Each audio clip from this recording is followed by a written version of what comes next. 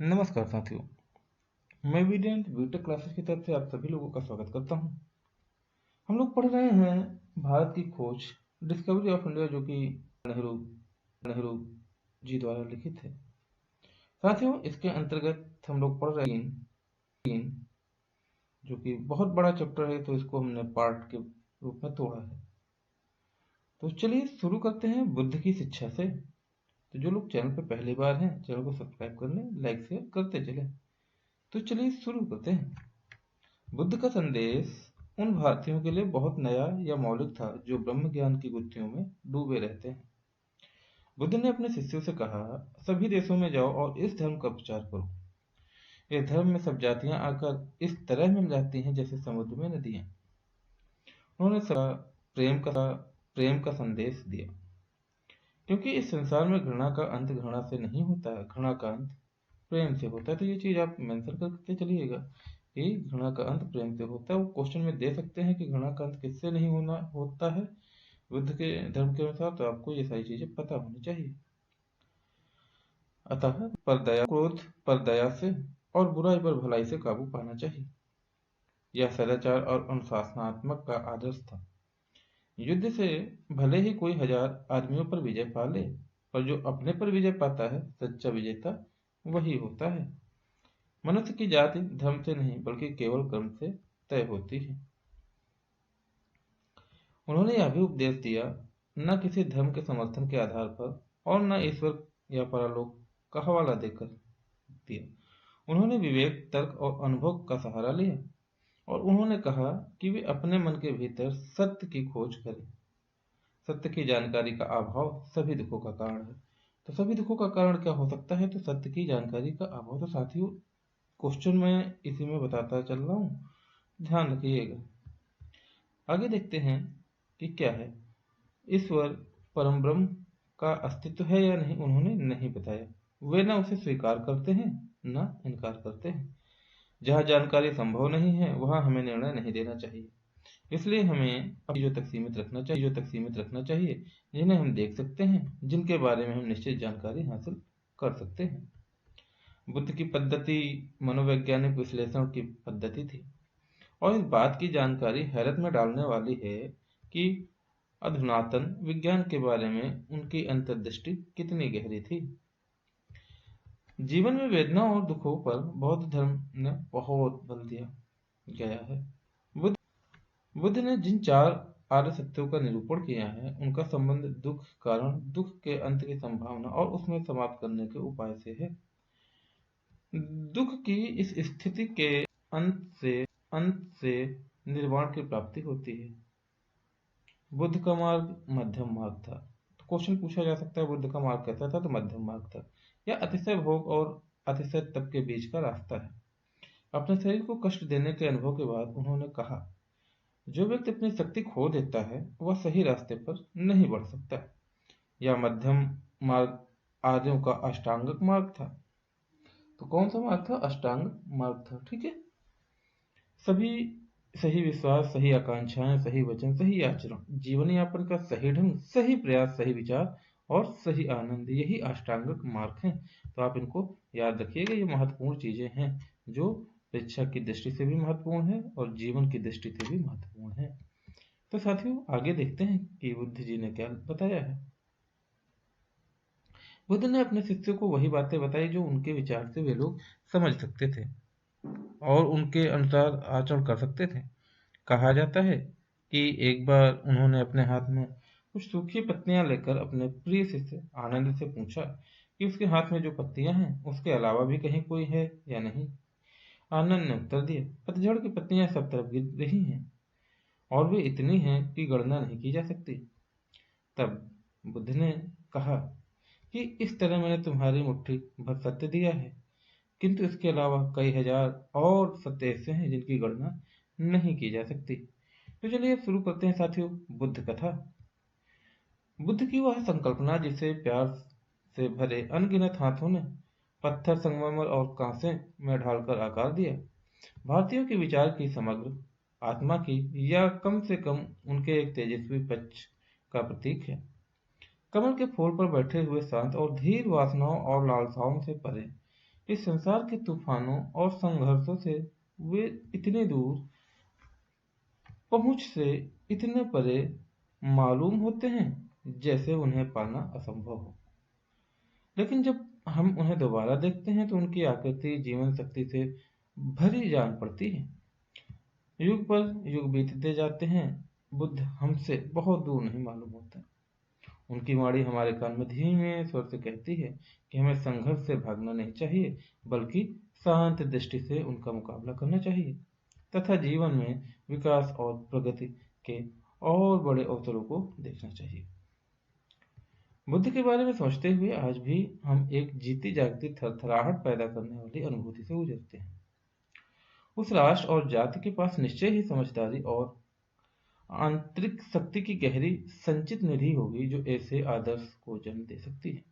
साथियों, पढ़ते हैं हम लोग चंद्रगुप्त और चाणक्य मौर्य का साम्राज्य की स्थापना। भारत में बौद्ध धर्म का प्रचार धीरे धीरे हुआ। मूल रूप में यह क्षत्रिय आंदोलन था और शासक वर्ग पुरोहितों के बीच संघर्ष का प्रतिनिधित्व करता था। पश्चिमोत्तर प्रदेश पर सिकंदर के आक्रमण से इस विकास को आगे बढ़ाने में विशेष मदद मिली और दो ऐसे विलक्षण व्यक्ति सामने आए जिन्होंने बदलती हुई परिस्थितियों का लाभ उठाते हुए उन्हें अपनी मर्जी के मुताबिक ढाल दिए। ये थे चंद्रगुप्त मौर्य और उनके मित्र मंत्री और सलाहकार चाणक्य। इन दोनों का मेल बहुत कारगर साबित हुआ। दोनों उस शक्तिशाली नंद साम्राज्य से निकाल दिए गए थे जिसकी राजधानी पाटलिपुत्र, आधुनिक पटना, जो पाटलिपुत्र का पुराना नाम है और पटना जो है आधुनिक नाम है, थी। दोनों पश्चिमोत्तर प्रदेश में तक्षशिला गए और उन यूनानियों के संपर्क में आए जिन्हें सिकंदर ने वहां नियुक्त किया था। चंद्रगुप्त की भेंट खुद सिकंदर से हुई थी। तो आप ये लिख सकते हैं कि अगर पूछा जाएगा चंद्रगुप्त की भेंट किससे हुई तो आप कह सकते हैं कि सिकंदर से हुई थी। चंद्रगुप्त और चाणक्य ने राष्ट्रीयता का पुराना व चिर नवीन नारा बुलंद करके विदेशी आक्रमणकारियों के विरुद्ध लोगों को उत्तेजित किया। यूनानी सेना को खदेड़कर तक्षशिला पर अधिकार कर लिया गया। राष्ट्रीयता की पुकार सुनकर बहुत से लोग चंद्रगुप्त के साथ हो गए और उन्हें साथ लेकर चंद्रगुप्त पटना तक पहुंच गए। सिकंदर की मृत्यु के 2 वर्ष बाद ही उसने पाटलिपुत्र पर अधिकार करके मौर्य साम्राज्य की स्थापना की। लिखित इतिहास में पहली बार एक विराट केंद्रीय राज्य की स्थापना हुई। पाटलिपुत्र में महान साम्राज्य की राजधानी थी। यह नया राज्य कैसा था? सौभाग्य से हमें इसका पूरा ब्यौरा मिलता है। भारतीय भी और यूनानी भी एक विवरण सेल्यूकस के राजदूत मेगास्थनीज ने छोड़ा है। ये आप सेल्यूकस कहा था मेगास्थनीज का, ठीक है, तो मेगास्थनीज राजदूत था, तो ये याद करिएगा। और दूसरा कौटिल्य, जिस अर्थशास्त्र कहीं अधिक महत्वपूर्ण राजनीतिक शास्त्र, उसी समय की रचना, ठीक है। तो ये दोनों इंपॉर्टेंट चीजें हैं, ध्यान में रखिएगा। कौटिल्य चाणक्य का ही दूसरा नाम है। वह हर दृष्टि से आदमी था, बुद्धिमानी में भी और कर्मठता में भी। इस युग के बारे में एक प्राचीन भारतीय नाटक है बुद्ध राक्षस। इस नाटक में चाणक्य की तस्वीर उभरती है, साहसी और षड्यंत्री, अभिमानी और प्रतिशोधी, जो न कभी अपमान को भूलता है न अपने लक्ष्य को ओझल होने देता है। दुश्मन को धोखा देने और पराजित करने के लिए वह हर तरीके का इस्तेमाल करता है। वह साम्राज्य की बागडोर हाथ में संभालता रहता है और सम्राट को स्वामी की तरह नहीं बल्कि एक प्रिय शिष्य की तरह देखता है। अपने जीवन में वह सादा और तपस्वी है। ऊंचे पदों की शान शौकत में उसकी दिलचस्पी नहीं है। जब वह अपने शपथ पूरी कर लेता है और अपने उद्देश्य में सफल हो जाता है तो सेवानिवृत्त होकर चिंतन मनन का जीवन बिताना चाहता है। अपने लक्ष्य को पूरा करने के लिए शायद ही कोई ऐसी बात रही हो जिसे चाणक्य को किसी प्रकार का संकोच होता है। चाणक्य के अर्थशास्त्र में व्यापक स्तर पर अनेकों अनेक विषयों पर लिखा गया है। उसमें शासन के सिद्धांत और व्यवहार के लगभग सभी पहलुओं पर विचार किया गया है। चंद्रगुप्त की विराट सेना का विस्तार से वर्णन किया गया है। चंद्रगुप्त का कहना है कि केवल संख्या से कुछ नहीं होता, अनुशासन और उचित नेतृत्व के अभाव में वे बोझ बन जाते हैं। इसमें रक्षा और किलेबंदी के बारे में भी बताया गया है। तो क्वेश्चन पूछा जाएगा कि आपको किसके किसके बारे में बताया गया है इस पुस्तक में, तो आपको बताना होगा कि जो है किलेबंदी किया गया है और अनुशासन के बारे में बताया गया है, ठीक है। चलिए, पुस्तक में चर्चित अन्य विषयों में व्यापार और वाणिज्य, कानून, न्यायालय, नगर व्यवस्था, सामाजिक रीति रिवाज, विवाह और तलाक, स्त्रियों के अधिकार, कर और लगान, कृषि, खानों और कारखानों को चलाना, दस्तकारी, मंडियां, बागवानी, उद्योग धंधे, सिंचाई और जलमार्ग और जहाजरानी, जिनमें जनगणना, मत्स्य उद्योग, कसाई खाने, पासपोर्ट और जेल सब शामिल हैं। इसमें विधवा विवाह की मान्यता दी गई है। तो ये इम्पोर्टेंट रहेगा कि क्या इसमें विधवा विवाह की मान्यता दी गई है या शादी करने की विवादी की मान्यता दी गई। तो बहुत सारे क्वेश्चन इस तरीके से बना के आएंगे आपको, तो आपको लिखना होगा। और परिस्थितियों में तलाक को भी, तो इसमें क्या क्या विधवा विवाह और परिस्थितियों के हिसाब से तलाक को मान्यता दी गई है। आगे देखते हैं। अपने राजाभिषेक के समय से राजा को इस बात की शपथ लेनी पड़ती थी कि वह प्रजा की सेवा करेगा, उसकी सुख उसकी प्रजा के सुख में है, उसकी खुशहाली में है। वह उसी को अच्छा समझेगा जो उसकी प्रजा को अच्छा लगेगा, उसे नहीं जो खुद को अच्छा लगे। यदि राजा उत्साही होगा तो प्रजा समान रूप से उत्साही होगी। सार्वजनिक काम राजा की मर्जी के मोहताज नहीं होते, उसमें खुद हमेशा उनके लिए तैयार रहना चाहिए।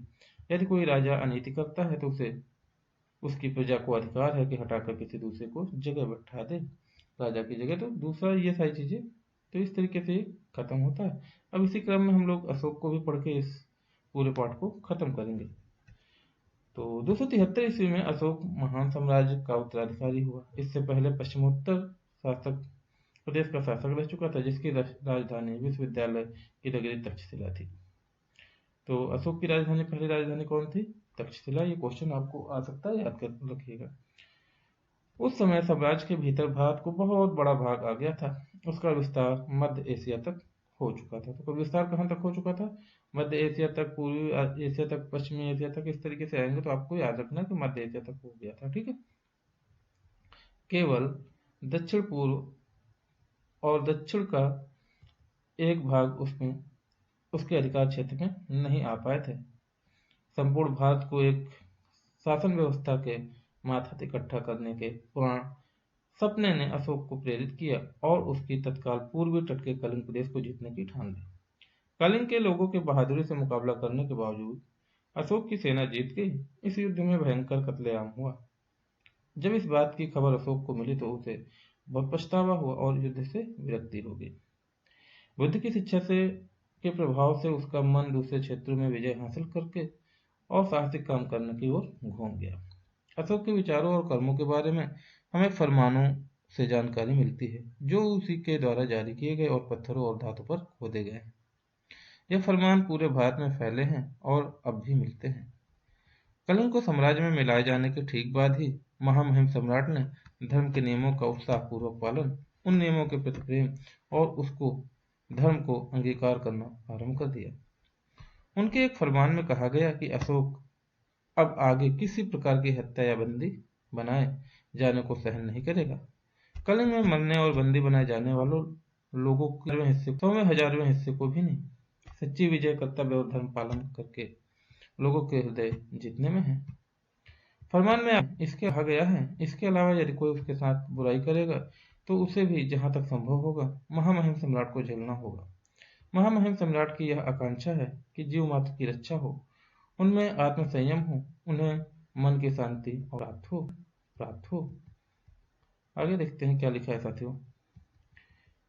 अद्भुत शासक ने, जिसे आज बहुत से दूर एशिया के बहुत से दूर भागों में प्यार से याद किया जाता है, उन अपने आप को बुद्ध की शिक्षा का प्रचार में, नेकी और सद्भावना के काम में तथा प्रजा के हित के लिए समर्पित कार्यों के प्रति समर्पित कर दिया।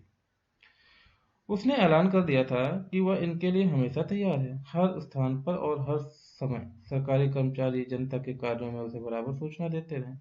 चाहे जिस समय और जहां भी हो, वह लोक हित के लिए अवश्य काम करेगा। खुद कट्टर बौद्ध होने पर भी उसने दूसरे धर्मों को बराबर आदर और महत्व दिया। अशोक बहुत बड़ा निर्माता भी था। उसने अपनी कुछ बड़ी इमारतों को बनाने में मदद के लिए विदेशी कारीगर को रख छोड़ा था। यह नतीजा एक जगह इकट्ठे बने स्तंभों के डिजाइन से निकाला गया, जो पारसी पोलिस की याद दिलाते हैं। लेकिन इस शुरू में मूर्तिकला और दूसरे अवशेषों में भी भारतीय कला परंपरा की विशेषताएं दिखाई पड़ती हैं। 41 साल तक अनावरत शासन करने के बाद पूर्व 232 में अशोक की मृत्यु हो गई। H.G. वेल्स ने अपनी आउटलाइन्स ऑफ हिस्ट्री के बारे में लिखा है कि बादशाहों की 10,000 नामों में जिनमें इतिहास के पृष्ठ भरे पड़े हैं, जिनमें बड़े बड़े राजे महाराजे शहंशाह और नामी गिरामी शासक शामिल हैं। अशोक का नाम अकेले रहा की तरह चमक रहा है।